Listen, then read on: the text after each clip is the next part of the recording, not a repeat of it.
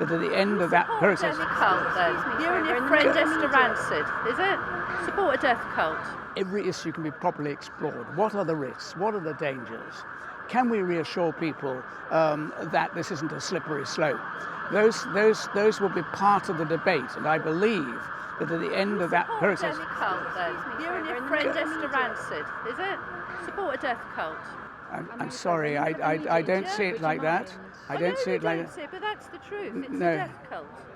I quite like life myself, and my brother who died very recently. Is that it? It hurts, and then it's like, oh, end it now, end it now. No, I've supported this long before it affected me. For 30 years, I've supported the right. But Right, I try not to. Right. God gave you free will. You've always had that. I try not to speak in any aggressive way, and I won't to you, but I am having a conversation with someone, so do forgive me. Why are you promoting this death cult? Have you spoken to anybody else from this group? Well, we're very clear about our campaign. Strong views on both sides. Yeah, but you don't advance a view by talking about death cults. I've supported the right to an assisted death for a very long time, since it first surfaced way back in the 90s.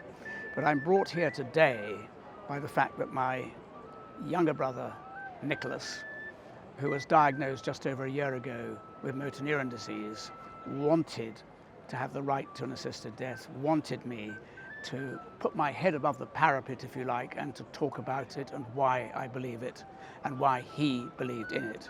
And my urge to do that was strongly reinforced by what I saw him go through as his body withered around his brain and his mind.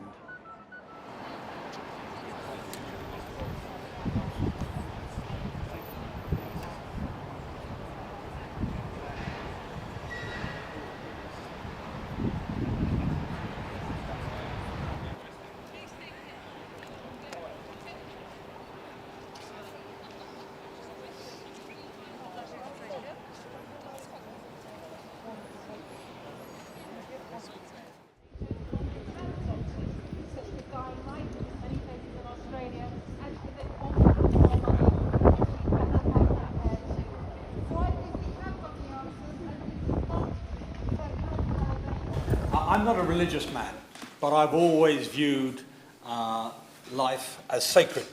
And so for most of my life, I have been disinclined to accept the arguments of people who are in favour of assisted dying.